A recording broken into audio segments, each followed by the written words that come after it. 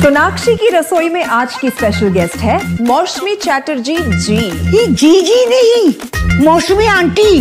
Okay aunty मौसमी, तो आज आप क्या बनाएंगी? मैं क्यों बनाऊं?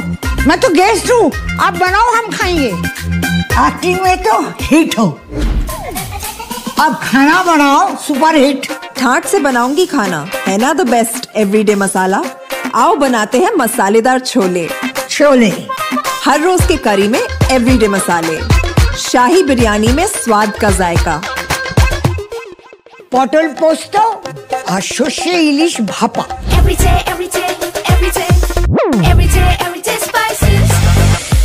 साफ मसाले, खुशबू और प्योर झाग, टेस्ट से भर दे हर जुबां पे स्वाद। एवरीडे मसाले, देश का स्वाद।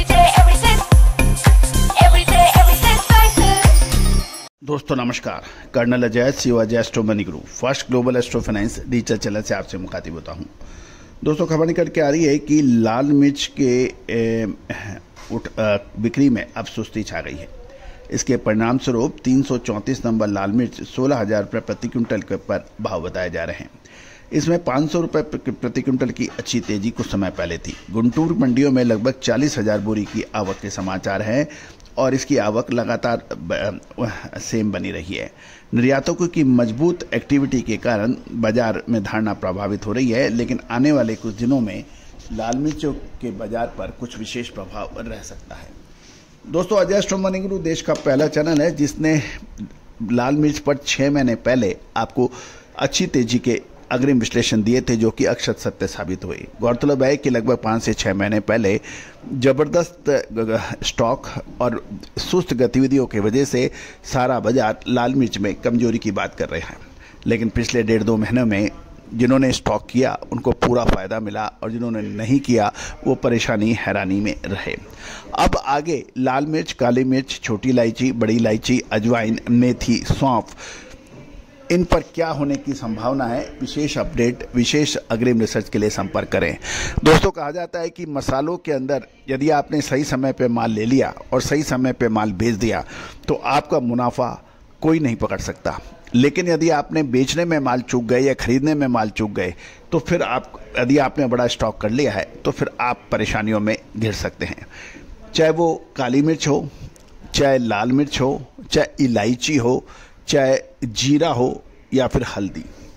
दोस्तों बताते हुए बड़ा हर्ष और गर्व हो रहा है कि भारतीय अनुसंधान पद्धति यानी इंडियन सिस्टम ऑफ एनालिसिस और फंडामेंटल एनालिसिस का जब अद्भुत संगम है तो उसके चमत्कारी नतीजे हासिल होते हैं और मसालों पर आज देश भारत ही नहीं अपितु एशिया का सबसे बड़ा चैनल आपका अपना चैनल के रूप में रेट हो रहा है, क्योंकि चाहे लौंग हो, अजवाइन हो, मेथी हो, सौंफ हो, हल्दी हो, जीरा हो, इलायची हो, अजवाइन, इन सब पर अपडेट देने वाला देश का पहला चैनल है।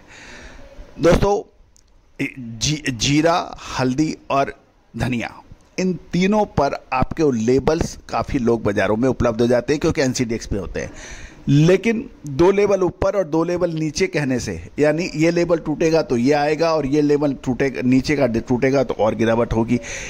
ऐसा विश्लेषण क्या आपको कभी फायदा दिलाता है? जी नहीं, बिल्कुल नहीं। विश्लेषण वो है जो आपको स्पष्ट क्लियर रूप से कहे कि हमें तेजी की संभावना नजर आ रही है या मंदी की संभावना नजर आ रही है।